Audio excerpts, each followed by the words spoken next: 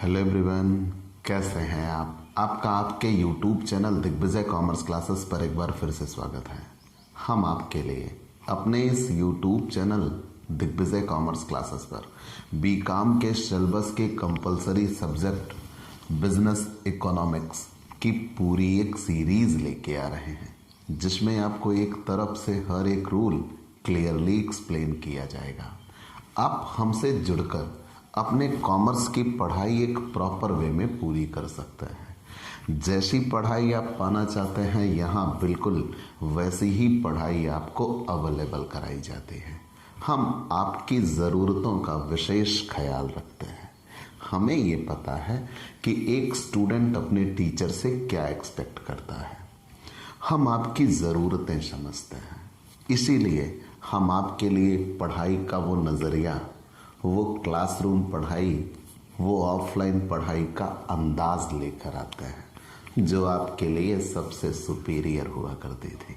तो प्यारे दोस्तों, अगर आप बीकॉम या एमकॉम के छात्र हैं और अपने किसी भी सब्जेक्ट की ऑनलाइन कोचिंग क्लासेस पाना चाहते हैं, अपने घर बैठे अपनी तैयारी को सबसे शानदार बनाना चाहते हैं, तो आइए दिग्विजय कॉमर्स क्लासेस से जुड़िए। अगर आप हमसे नए जुड़ रहे हैं तो सबसे पहले हमारे इस YouTube channel Digvijay commerce classes को सब्सक्राइब करिए, शेयर करिए, बेल आइकन दबाइए, ताकि आपको हमारे लेटेस्ट वीडियोज़ के अपडेट मिल सके। आप हमसे पेड क्लास भी ले सकते हैं। पेड क्लास पाने के लिए आप हमारे व्हाट्सएप नंबर पर व्हाट्सएप करिए, मैसेज करिए, आपको पेड क्लास की पूरी जानकारी दे दी जाएगी, जिसमें आप बहुत थोड़े से शुल्क का भुगतान करके हमसे एक रेगुलर क्लास पाते हैं। PDF मिलेगा, डाउट सेशन रखा जाएगा, क्वेश्चन पेपर सॉल्व कराए जाएंगे। तो ये सब कुछ पाने के लिए आप हमसे पेड क्लास ले सकते हैं।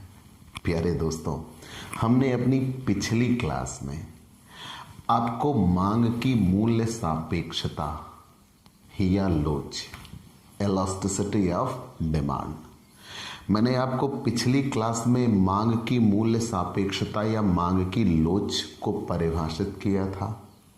मांग की लोच की तीन श्रेणी, मतलब तीन प्रकार बनते हैं मांग की लोच के। तीनों प्रकार, मांग की कीमत लोच, मांग की आय लोच, मांग की आड़ी या तिरछी लोच को परिभाषित भी किया था। और मांग की कीमत लोच की सामान्यतया 5 श्रेणियां थी, वो भी हमने आपको बता दिया था, विद प्रैक्टिकली समझा दिया था। इलास्टिसिटी ऑफ डिमांड बराबर change in quantity upon change in price into price upon quantity. और वो 5 श्रेणियां थी। पूर्णतया बेलोचदार, फिर आ गया था बेलोचदार, जिसे इकाई से कम लोचदार कहते थे।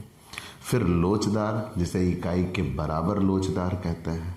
फिर अधिक लोचदार, जिसे इकाई से अधिक लोचदार कहते हैं। और पूर्णतया लोचदार, जो काल्पनिक होती थी। ये 5 श्रेणियां हम आपको समझा चुके थे। आज उसी क्लास को आगे बढ़ाते हैं। तो प्लीज, अगर आपने पिछली क्लास नहीं पढ़ी है, नहीं देखी है, तो please visit Digvijay commerce classes. वहां पे आप जाइए, आपको ये कॉमर्स की ये मांग की लोच की सबसे महत्वपूर्ण क्लास। ऐसा मैं क्यों कह रहा हूं?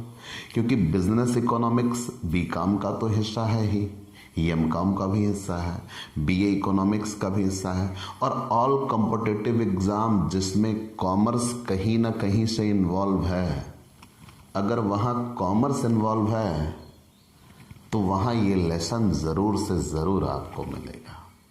और अगर ये लेसन ज़रूर से ज़रूर आपको मिलेगा तो ये आपकी तैयारियों को और पुख्ता बनाता है। ठीक, तो चलिए, इतनी समझदारी तो आप ज़रूर से ज़रूर रखते हैं कि इतना समझाने के बाद आप इस लेसन को एकदम अच्छे से तैयार करिएगा। चलिए, हम आते हैं यहाँ ग्रेजुएशन लेवल के एग्ज़ाम के लिए, जो डॉक्टर राम मनोहर लोहिया अवध विश्वविद्यालय द्वारा लिया जाएगा। वो ऑब्जेक्टिव एग्जाम लिया जाएगा बीकॉम पार्ट 1 के लिए। और वहाँ एक क्वेश्चन होगा, 4 विकल्प होंगे। तो हमारी ये क्लास बेस्ड, तो हम चूंकि ऑप्शनल पढ़ाई तो इस जग में कोई हो ही नहीं सकती। कहा यह जाता है कि आपको पहले थ्योरेटिकल समझाए जाते हैं कॉन्सेप्ट, फिर उसमें से जितने ऑब्जेक्टिव बनते हैं वो आप क्लियर करते हैं। बाकी तो ऑब्जेक्टिव पढ़ाई सिर्फ रटने की होती है। ठीक, चलिए तो हम कॉन्सेप्ट समझाते हैं जो रिटन एग्जाम के लिए भी इम्पोर्टेंट होगा, और उससे जो ऑब्जेक्टिव क्वेश्चन बनते हैं वो भी क्लियर कराते हैं। तो मैंने जो पिछली क्लास पढ़ाई थी उसी के जस्ट आगे अभी हम मांग की कीमत लोच पर ही हैं। बेसिकली मैंने ये कहा था कि हाल फिलहाल आप मांग की लोच के तीन प्रकार आप बताते हैं। मांग की कीमत लोच, मांग की आय लोच, मांग की आड़ी या तिरछी लोच। लेकिन सामान्यतया हर जगह अर्थशास्त्र में मांग की कीमत लोच का ही प्रयोग देखने को मिलता है। कीमत में परिवर्तन के परिणाम स्वरूप जब वस्तु की मांग में परिवर्तन हो तो उसे ही मांग की कीमत लोच कहते हैं। उपभोक्ता की आय में परिवर्तन के परिणाम स्वरूप जब वस्तु की मांग में परिवर्तन हो तो उसे मांग की आय लोच कहते हैं। प्यारे दोस्तों, आज आपके पास जॉब नहीं है, नौकरी नहीं है, आज आप सामान अपनी इच्छा से नहीं खरीदते हो। जो घर वाले कहते हैं, अनुमति देते हैं, वही आप खरीदते हो। कल को आपके पास जॉब होगी, आपके हाथ में पैसे होंगे, तो क्या बाजार में आप मांग को प्रभावित करिएगा कि नहीं करिएगा? हाँ, वो नया वाला मोबाइल आया है ना, बहुत मैंने आपका लेने का, लेकिन जब आपके पास पैसे होंगे तो आप ज़रूर ले सकते हैं। तो बाजार में आप उसकी मांग को प्रभावित करेंगे। बुरा ना लगे तो एक बात बताऊं, जैसे हमारे यूपी में शिक्षा मित्र थे, ठीक, शिक्षा मित्र थे, तो शिक्षा मित्र थे, उनकी सैलरी काफ़ी कम थी। लेकिन जब अखिलेश गवर्नमेंट आई, अखिलेश सरकार, सपा सरकार, उन्होंने शिक्षा मित्रों को परमानेंट बढ़ाने की ओर कदम किया कि हम इनको परमानेंट कर देंगे। उनकी सैलरी 40,000 पहुंचा दी गई, और जब उनकी सैलरी 40,000 पहुंचा दी गई तो मैक्सिमम जो लेडीज शिक्षा मित्र थी उनकी आय बढ़ गई और उन्होंने स्कूटी खरीद लिया, और फिर उनका समायोजन रद्द कर दिया गया और उनका वेतन घटा दिया गया। मतलब यह है, मैंने कहने का तात्पर्य सिर्फ ये है, किसी की व्यक्तिगत भावनाओं को ठेस नहीं पहुंचाना। यहाँ पे सिर्फ बात इतनी सी है कि अगर आपकी आय बढ़ जाती है तो आप बाजार में मांग को प्रभावित करते हैं। मांग की आय लोच। आड़ी या तिरछी लोच किसे कहते हैं? कि जब एक वस्तु की कीमत किसी दूसरी वस्तु की, मतलब जब एक वस्तु का प्रभाव किसी दूसरी वस्तु पर देखने को मिले, उसे आड़ी या तिरछी लोच कहते हैं। और आड़ी या तिरछी लोच का विकास प्रोफेसर मूरे ने किया। इन दोनों के लिए तो आप मार्शल को बताइएगा, ठीक, लेकिन मांग की आड़ी या तिरछी लोच का विकास किसने किया? प्रोफेसर मूरे ने किया है। चलिए, वो ठीक है। लेकिन अब यहाँ आड़ी या तिरछी लोच आप दो संदर्भों में देखिएगा, एक पूरक वस्तुओं के लिए और एक स्थानापन्न वस्तुओं के लिए। पूरक वस्तुएं किसे कहते हैं? ये वे वस्तुएं होती हैं जिनकी एक चीज के साथ दूसरी की आवश्यकता पड़ती है। मैंने कल की क्लास में भी डिस्क्राइब किया था, जैसे पेन और स्याही कह लीजिए, पूरक वस्तुएं हैं, मतलब एक के बिना दूसरा अधूरा है, पूरक वस्तुएं होती हैं। तो पूरक वस्तुएं जैसे जूते में आप कह लीजिए नेल्स। चलिए, तो कहने का तात्पर्य यह है कि एक वस्तु के साथ हमें दूसरी की आवश्यकता है, अगर हमने पहली नहीं लिया तो हमें दूसरी की भी जरूरत नहीं है। इसलिए पूरक वस्तुओं की आड़ी या तिरछी लोच नेगेटिव होती है, ऋणात्मक होती है। स्थानापन्न वस्तुएं किसे कहते हैं? एक वस्तु के स्थान पर दूसरी का प्रयोग। जब हमने पहली का प्रयोग नहीं किया तो हम उसके सब्स्टिट्यूट की ओर जाएंगे, हम दूसरी वस्तु का प्रयोग करेंगे, उसे स्थानापन्न वस्तुओं का कहते हैं। और स्थानापन्न वस्तुओं के लिए जब हम आएंगे तो उनकी मांग की लोच, आड़ी या तिरछी लोच पॉजिटिव होती है, धनात्मक होती है। तो याद रखिएगा, पेपर में आया हुआ क्वेश्चन है, पूरक वस्तुओं की लोच ऋणात्मक, स्थानापन्न वस्तुओं की धनात्मक। चलिए, वो सब तो ठीक है। हम आगे बढ़ते हैं, मांग की मूल्य सापेक्षता का माप। तो मांग की मूल्य सापेक्षता की माप चार तरीकों से दी गई है। एक तो मार्शल की इकाई की रीति है। मार्शल की इकाई की रीति ये सबसे ज्यादा प्रचलित हुई है। कारण मैंने पहले ही बताया ना, मांग की लोच के संदर्भ में कीमत लोच सबसे ज्यादा प्रचलित है और कीमत लोच मार्शल साहब की ही देन है और मार्शल की इकाई की रीत उससे संबंधित है। और दूसरे नंबर पे आनुपातिक रीत या प्रतिशत रीत भी है, क्योंकि इसको निकालने के लिए इस सूत्र का प्रयोग करते हैं, जो कि कल की क्लास में मैंने आपको टेक्निकली दिखा दिया था। ये दोनों का इस्तेमाल बिल्कुल नहीं होता, बहुत कम, लेकिन आप जानते रहिए बेसिकली आपको ये दोनों मिल रहे हैं।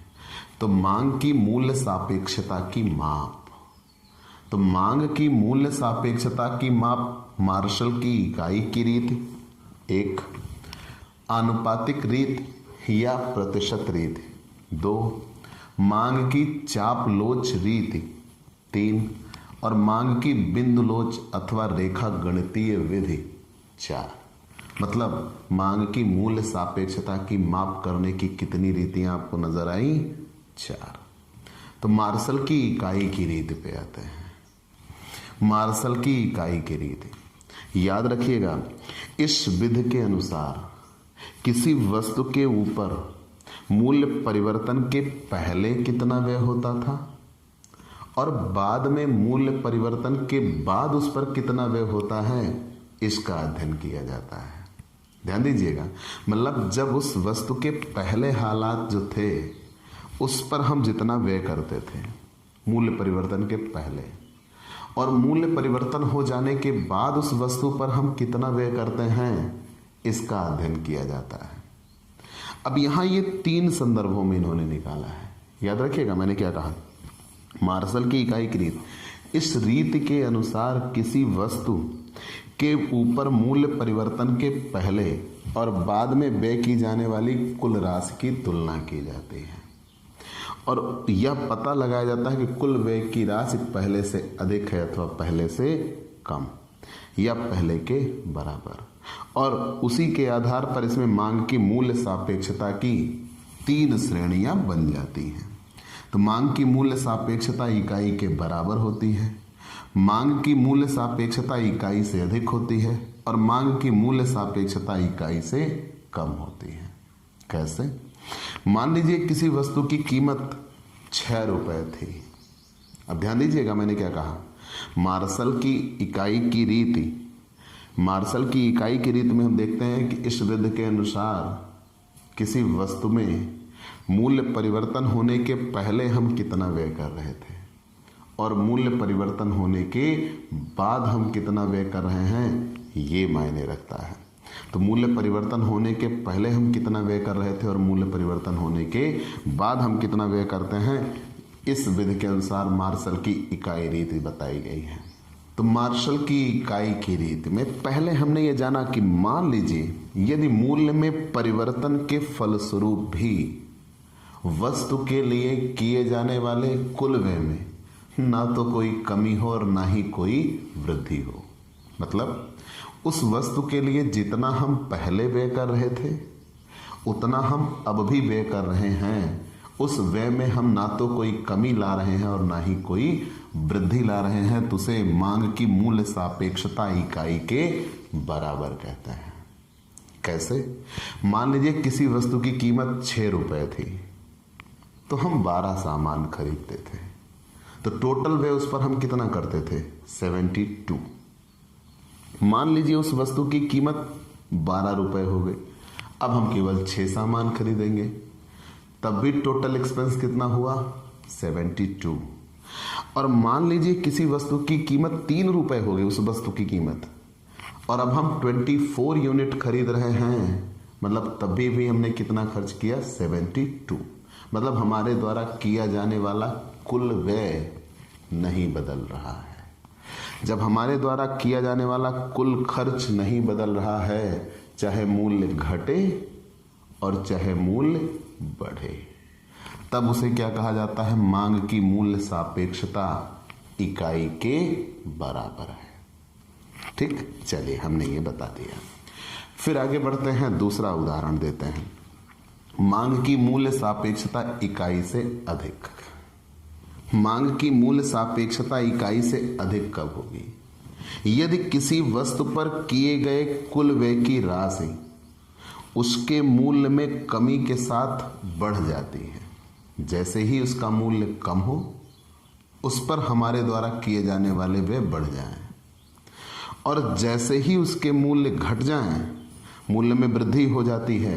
ध्यान दीजिएगा, जैसे ही उसके मूल्य कम हो उस पर हमारे द्वारा किया जाने वाला व्यय बढ़ जाएगा, और जैसे ही उसके मूल्य बढ़ जाएं उस पर हमारे द्वारा किया जाने वाला व्यय घट जाए, तब उसे मांग की मूल्य सापेक्षता इकाई से अधिक कहा जाएगा। पूरी बात याद रखिएगा। यहां यह कहा गया कि किसी वस्तु पर हमारे द्वारा किए जाने वाले व्यय, किसी वस्तु पर हमारे द्वारा किए जाने वाले कुल व्यय, उस वस्तु की कीमतें अगर पहले से कम हो गई तो हमारे द्वारा किया जाने वाला उस पर कुल व्यय बढ़ गया, और अगर उस वस्तु की कीमतें बढ़ गई तो हमारे द्वारा उस पर किया जाने वाला कुल व्यय घट गया, तो मांग की मूल्य सापेक्षता इकाई से अधिक कही जाती है। ऐसे ही अगर आते हैं मांग की मूल्य सापेक्षता इकाई से कम, अगर किसी वस्तु की कीमत पहले, ध्यान दीजिएगा, किसी वस्तु पर किए गए कुल व्यय की राशि, किसी वस्तु पर किए गए कुल व्यय की राशि यदि मूल्य में कमी के साथ कम हो जाती है और मूल्य में वृद्धि के साथ बढ़ जाती है तो मांग की मूल्य सापेक्षता इकाई से कम रहती है। मतलब अगर किसी वस्तु की कीमत घटे तब उस पर हमारा कुल व्यय भी घटेगा, और किसी वस्तु की कीमत बढ़े तो उस पर हमारा कुल व्यय भी बढ़ेगा, तो उसे ही मांग की मूल्य सापेक्षता इकाई से कम कहते हैं। तो यहाँ क्या बात होती है, मांग की मूल्य सापेक्षता इकाई के बराबर, चाहे उस वस्तु की कीमत घटे या बढ़े, उस पर हम जितना व्यय कर रहे थे उतना ही व्यय करेंगे। लेकिन यहाँ क्या है, अगर उस वस्तु की कीमत बढ़ रही है तो हमारे द्वारा किया जाने वाला कुल व्यय घट जाएगा, अगर उस वस्तु की कीमत घट रही है तो हमारे द्वारा उस पर किया जाने वाला कुल व्यय बढ़ जाएगा। तो मांग की मूल्य सापेक्षता इकाई से अधिक कही जाती है। और मांग की मूल्य सापेक्षता इकाई से कम कब होती है कि यदि उस वस्तु की कीमत घट रही है तो हमारे द्वारा किया जाने वाला कुल व्यय भी घट जाएगा, और यदि उस वस्तु की कीमत बढ़ रही है तो हमारे द्वारा उस पर किया जाने वाला कुल व्यय भी बढ़ जाएगा। आनुपातिक रीत या प्रतिशत रीत पे आते हैं, तो इसके भी प्रतिपादक डॉक्टर मार्शल ही हैं। तो बात याद रखिएगा, मांग की कीमत लोच डॉक्टर मार्शल, मांग की आय लोच डॉक्टर मार्शल, मांग की आड़ी या तिरछी लोच प्रोफेसर मोरे। तो आनुपातिक रीति या प्रतिशत रीति, इन्होंने इसको निकालने के लिए ये सूत्र दिया है, इलास्टिसिटी ऑफ डिमांड बराबर change in quantity upon change in price into price upon quantity. ठीक, मात्रा में परिवर्तन, कीमत में परिवर्तन, मात्रा में परिवर्तन भागे कीमत में परिवर्तन गुणे पुरानी कीमत और पुरानी मात्रा। ठीक, या हम इसे कहते हैं परिवर्तन से पूर्व की कीमत और परिवर्तन से पूर्व की मात्रा। ठीक, चलिए इससे भी हम निकालते हैं। तो याद रखिएगा यही पूछा जाएगा। आनुपातिक रीत या प्रतिशत रीत के जनक कौन है? मार्शल साहब। और आनुपातिक रीत या प्रतिशत रीत के जनक है मार्शल साहब, और उन्होंने यही सूत्र दिया हुआ है। अब हम बात कर लेते हैं मांग की चाप लोच रीति। तो यहां यह ध्यान दीजिएगा, किसी भी वक्र के दो बिंदुओं के बीच की रेखा चाप कहलाती है। किसी भी वक्र के दो बिंदुओं के बीच की रेखा को चाप कहते हैं। मांग वक्र पर एक बिंदु कीमत और मांग का एक जोड़ा दिखाता है। दो बिंदु दो जोड़े दिखाते हैं, और लोच दो जोड़ों के बीच ही मापी जाती है, और इसीलिए इसको चाप विधि नाम से जाना जाता है। इससे ज्यादा आपको इसमें नहीं जानना। ठीक, तो मांग की बिंदु लोच या रेखा गणितीय विधि किसे कहते हैं? एक ही मांग वक्र के विभिन्न बिंदुओं पर मांग की लोच भिन्न भिन्न हो सकती है, अतः मांग के किसी भी एक बिंदु पर मांग को मापना आवश्यक हो जाता है। और बिंदु लोच से अभिप्राय है कि वस्तु के कीमत में होने वाले सूक्ष्म परिवर्तन से वस्तु की मांग पर पड़ने वाले प्रभाव को मापा जाता है, और इस कारण ही मांग वक्र के अलग अलग बिंदुओं पर मांग की लोच अलग अलग होती है। चूंकि इस रीति के अनुसार लोच की माप किसी एक विशिष्ट बिंदु पर ही की जाती है, इसलिए मांग की लोच मापने की इस रीति को बिंदु रीति कहते हैं अथवा रेखा गणितीय विधि कहते हैं। चलिए, ये स्पष्ट हो चुका है। अब हम आते हैं मांग की आय लोच पे। इनकम इलास्टिसिटी, मांग की आय लोच किसे कहते हैं? मैंने डेफिनेशन तो भी दिया, उपभोक्ता की आय में परिवर्तन के परिणाम स्वरूप। अगर उपभोक्ता की आय बदली तो डेफिनेट है मांग बदलेगी। और यहाँ पॉजिटिव रिलेशन देखा जाता है, यहाँ नेगेटिव रिलेशन देखा जाता है मांग का कीमत से, लेकिन उपभोक्ता की आय का पॉजिटिव रिलेशन देखा जाता है। कैसे? अगर उपभोक्ता की आय बढ़ती है तो उपभोक्ता की मांग भी बढ़ती है। अगर उपभोक्ता की आय घटती है तो उपभोक्ता की मांग भी घटती है। याद रखिएगा, तो उपभोक्ता की आय में परिवर्तन के परिणाम स्वरूप जो मांग में परिवर्तन होता है उसे ही मांग की आय लोच कहते हैं। ठीक, मैंने क्या कहा?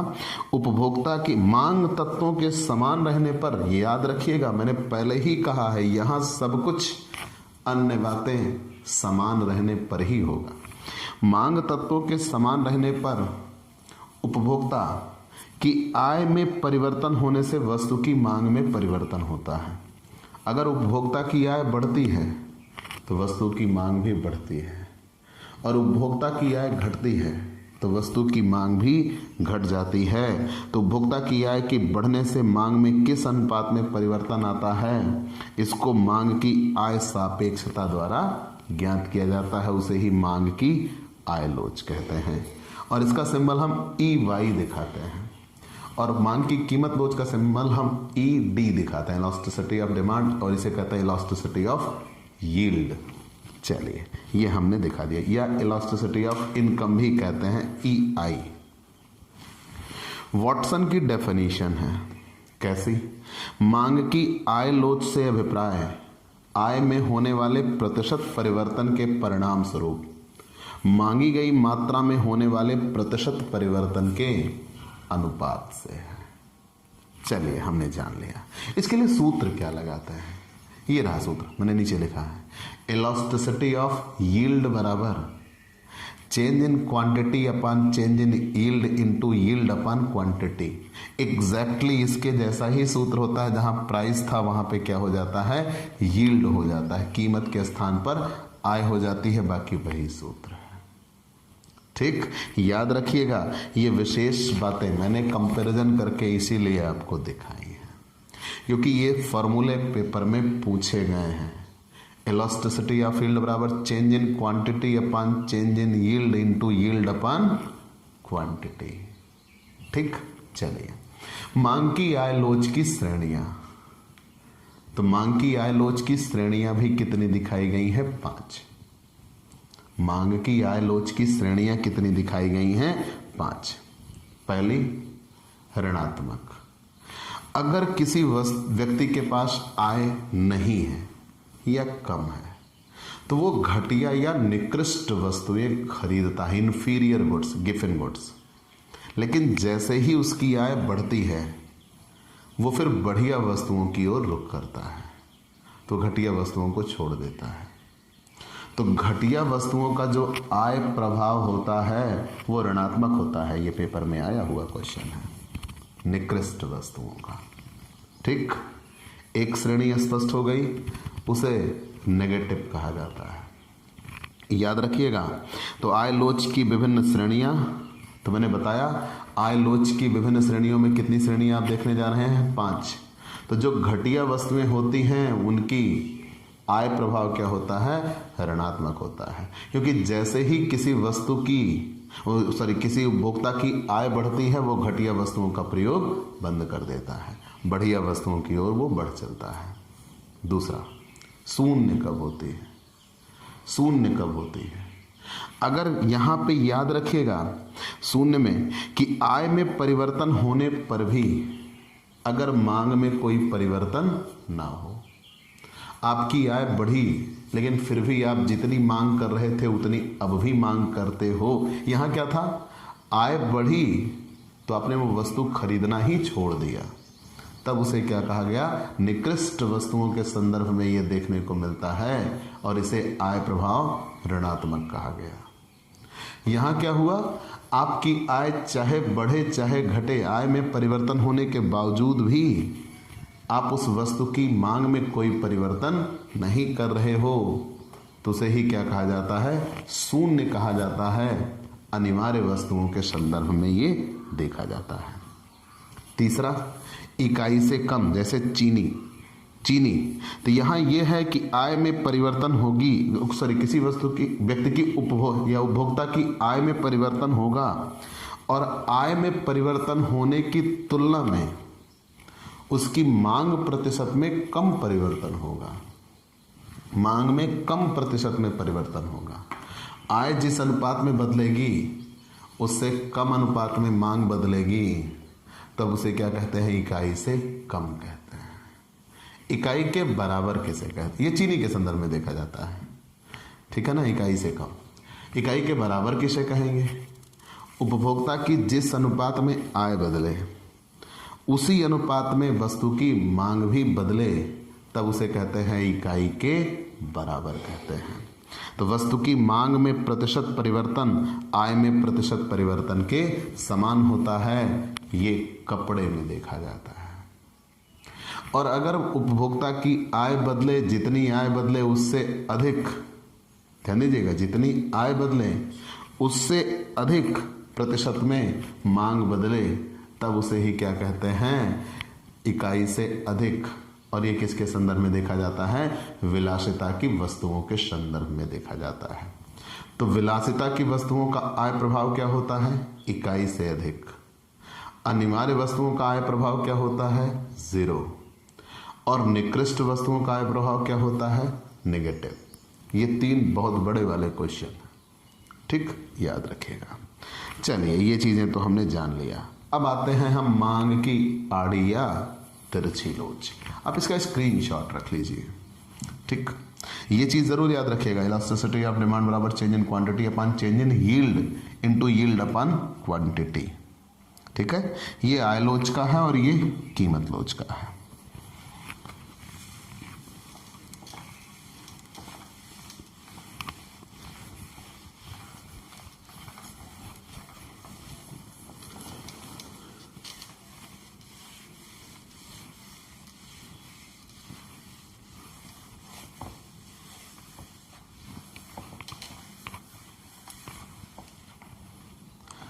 मांग की आड़ी या तिरछी लोच का विकास प्रोफेसर मूरे ने किया था। किन्हीं 2 संबंधित वस्तुओं की मात्रा और कीमत में परिवर्तन हो, किसी 2 संबंधित वस्तुओं की मात्रा और कीमत में होने वाले परिवर्तन में परस्पर संबंध होता है, वही आड़ी या तिरछी कहलाती है। यहां एक वस्तु में कीमत में परिवर्तन पर दूसरी वस्तु की मांग मात्रा में परिवर्तन हो जाएगा, तब उसे ही हम आड़ी या तिरछी में रखते हैं।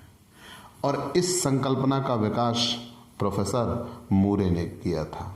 जैसे अगर गाड़ियों के दाम मान लीजिए महंगे होने शुरू हो गए, तो लोग पेट्रोल की भी कीमत, पेट्रोल भी घटा देंगे, या पेट्रोल महंगे होने पर लोग गाड़ी कम खरीदें, ये चीज़ें। तो मैंने ये बताया था मांग की आड़ी या तिरछी लोच, जब किसी एक वस्तु की कीमत में परिवर्तन हो और उसका प्रभाव उससे संबंधित किसी दूसरी वस्तु पर देखने को मिले, तो उसे मांग की आड़ी या तिरछी लोच कहते हैं। और ये 2 वस्तुओं के संदर्भ में आप देखते हो, एक तो पूरक वस्तुएं और दूसरी होती हैं स्थानापन्न वस्तुएं। पूरक वस्तुएं और दूसरी होती है स्थानापन्न वस्तुएं, सब्स्टिट्यूट गुड्स, स्थानापन्न वस्तुएं, ठीक। एक होती है पूरक वस्तुएं और एक होती है स्थानापन्न वस्तुएं। पूरक वस्तुएं किसे कहते हैं, कॉम्प्लीमेंट्री गुड्स। ये वे वस्तुएं होती हैं जिनकी एक चीज के साथ हमें दूसरे की आवश्यकता लगती है। जैसे इस मार्कर में, ये मार्कर है और इसके अंदर स्याही, तो दोनों एक दूसरे के पूरक हैं। तो मैंने ये कहा कि मांग की आड़ी या तिरछी लोच किसे कहते हैं? जब एक वस्तु की मांग में कीमत में परिवर्तन का प्रभाव किसी दूसरी वस्तु पर की मांग पर देखने को मिले। जब एक वस्तु की कीमत में परिवर्तन का प्रभाव किसी दूसरी वस्तु पर देखने को मिले, किसी दूसरी वस्तु की मांग पर देखने को मिले, तो उसे ही मांग की आड़ी या तिरछी लोच कहेंगे। कीमत एक की बदलेगी, प्रभाव मांग में दूसरे पर देखने को मिलेगा, तो उसे मांग की आड़ी या तिरछी लोच कहते हैं। पूरक वस्तुएं और स्थानापन्न वस्तुएं। पूरक वस्तुएं उसे कहते हैं एक के साथ हमें दूसरे की आवश्यकता पड़ती हो। जैसे मैंने उदाहरण दिया ब्रेड और बटर का। जब हमें एक चीज की जरूरत है तो हमें दूसरी भी लेनी होगी। अगर हमने पहली छोड़ दिया तो हमें दूसरी की भी कोई आवश्यकता नहीं है। तो इनकी मांग की लोच क्या होती है? नेगेटिव होती है। स्थानापन्न वस्तुएं किसे कहते हैं? चाय और कॉफी। यहां पे ये होता है कि जब हम एक वस्तु का इस्तेमाल करना छोड़ दिए, क्योंकि वो महंगी हो रही है, हमारी पहुंच से दूर हो रही है, तुरंत हम उसके सब्स्टिट्यूट की ओर चले जाते हैं और हम दूसरी वस्तु खरीदना शुरू करते हैं जिसमें कोई परिवर्तन नहीं हुआ था। उसे स्थानापन्न वस्तुओं के संदर्भ में मांग की आड़ी या तिरछी लोच क्या कही जाती है? धनात्मक कही जाती है। कि जैसे ही हमने एक वस्तु का प्रयोग छोड़ा, हम दूसरी वस्तु का प्रयोग करना शुरू कर देते हैं। चलिए, ये चीजें तो हमने बता दिया। तो फर्गुसन ने यहां डेफिनेशन दी कि मांग की आड़ी लोच यक्स वस्तु की वाई वस्तु की कीमत में होने वाले सापेक्ष परिवर्तन के कारण संबंधित मांग में होने वाला आनुपातिक परिवर्तन है। तो यहां पे सूत्र क्या होता है? एक पूरक वस्तुओं की आड़ी या तिरछी लोच के संदर्भ में सूत्र दिया गया है, इलास्टिसिटी ऑफ डिमांड बराबर P Y upon Q X into change in P X upon change in P Y. ठीक। और स्थानापन्न वस्तुओं के संदर्भ में क्या दिया गया है? Elasticity of demand. Elasticity of demand, elasticity of demand बराबर P Y upon Q X into change in Q X upon change in P. ठीक। और इससे हल करने के बाद जो निकल के आएगा वो पॉजिटिव आएगा, इससे हल करने के बाद जो निकल के आएगा वो नेगेटिव आएगा। याद रखिएगा, मांग की आड़ी या तिरछी लोच के संदर्भ में इतनी ही बातें आपको जाननी है। सीमांत आगम, औसत आगम और मांग की लोच में आपसी संबंध क्या होता है, यहां से क्वेश्चन आया हुआ है पेपर में। आप इसका स्क्रीनशॉट ले लीजिए जी।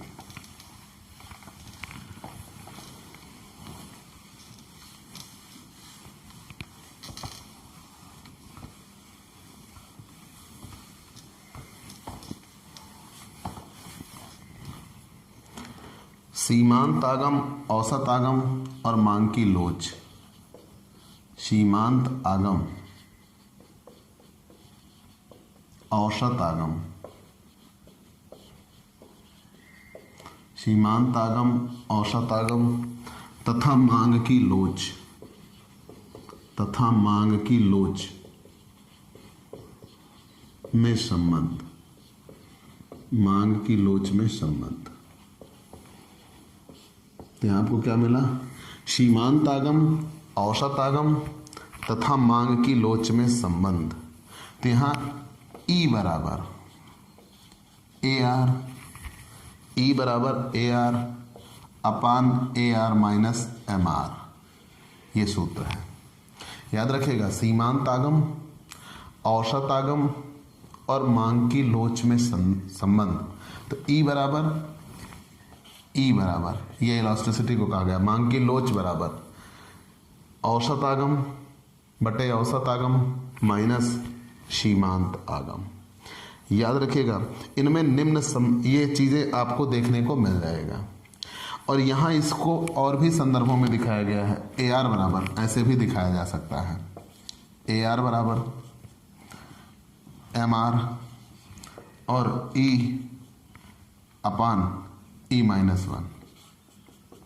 ठीक, ऐसे भी इसको दिखाया जा सकता है, या इसको ऐसे भी दिखाया जा सकता है, एम आर बराबर A R E minus one upon E. ठीक, ये तीनों दिखाए जा सकते हैं, लेकिन बेसिकली यही आएगा। तो सीमांत आगम, औसत आगम तथा मांग की लोच में ये संबंध होता है। याद रखिएगा, सीमांत आगम, औसत आगम और मांग की लोच में संबंध। कुछ बातें अन्य हैं। अन्य बातों में क्या है? मांग की लोच तथा आगम में क्या संबंध होता है? मांग की लोच तथा आगम में संबंध। मांग की लोच तथा आगम में संबंध। मांग की लोच तथा आगम में संबंध।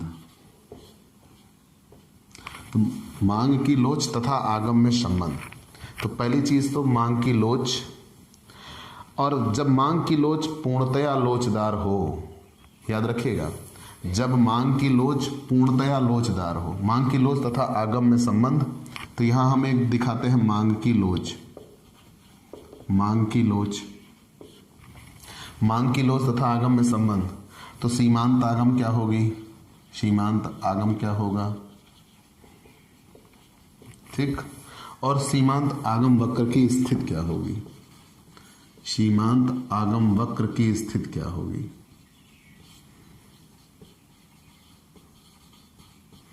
सीमांत आगम वक्र की स्थिति क्या होगी? तो मान लीजिए मांग की लोच पूर्णतया लोचदार हो, मांग की लोच पूर्णतया लोचदार हो, तो जब मांग की लोच पूर्णतया लोचदार हो तो सीमांत आगम औसत आगम के बराबर होता है, MR बराबर AR। और यहाँ पे AR वक्र में समाहित होता है, सीमांत वक्र AR वक्र में समाहित होता है, AR वक्र में समाहित होता है। ठीक। जब मांग की लोच पूर्णतया लोचदार होती है तो MR बराबर AR के, और AR वक्र में MR वक्र समाहित होता है। दूसरा, जब अधिक लोचदार हो, तब अधिक लोचदार हो, तो जब अधिक लोचदार हो तो AR से थोड़ा कम होता है, सीमांत आगम AR से थोड़ा नीचे होता है, AR से थोड़ा कम, और इसका जो वक्र होता है AR वक्र से थोड़ा नीचे, AR वक्र से थोड़ा नीचे। चलिए अधिक लोचदार के संदर्भ में देख लें। इकाई लोच के संदर्भ में आ जाते हैं। इकाई लोच, इकाई लोच, तो MR बराबर शून्य होता है, MR क्या होता है? शून्य। और यहां पे यक्ष अक्ष में समाहित हो जाता है, क्योंकि यक्ष अक्ष 0 को दिखाता है, यक्ष अक्ष में समाहित हो जाता है। ठीक। और इकाई लोच के बाद बेलोच, बेलोच, तो बेलोच MR बराबर ऋणात्मक, MR क्या हो जाएगी? ऋणात्मक, ऋणात्मक। तब यक्ष अक्ष से नीचे आ जाता है, फिर यक्ष अक्ष से नीचे निकल जाता है, सीमांत आगम यक्ष अक्ष से नीचे। चलिए ये इतना आपने जान लिया, इससे ज़्यादा इस लेसन में आपको जानने की कोई आवश्यकता नहीं है। तो प्यारे दोस्तों, आपको ये क्लास कैसी लगी हमें ज़रूर बताइएगा। आपके लाइक और कमेंट का इंतज़ार रहेगा। आप हमसे पेड क्लास भी ले सकते हैं, और पेड क्लास पाने के लिए आप हमारे व्हाट्सएप नंबर पर व्हाट्सएप करिए, मैसेज करिए, आपको पेड क्लास की पूरी जानकारी दे दी जाएगी, जिसमें आप बहुत थोड़े से शुल्क का भुगतान करके हमसे एक रेगुलर क्लास पाते हैं। PDF मिलेगा, डाउट सेशन रखा जाएगा, क्वेश्चन पेपर सॉल्व कराए जाएंगे। तो ये सब कुछ पाने के लिए आप हमसे पेड क्लास ले सकते हैं। और स्पेशली अगर आप हमसे नए जुड़ रहे हैं तो सबसे पहले हमारे इस YouTube channel Digvijay commerce classes को सब्सक्राइब करिए, शेयर करिए, बेल आइकन दबाइए, ताकि आपको हमारे लेटेस्ट वीडियोज़ के अपडेट मिल सकें। तो आज की क्लास में इतना ही, अगले दिन नए टॉपिक के साथ फिर से मुलाकात होगी। चलते हैं दोस्तों, बाय बाय दोस्तों।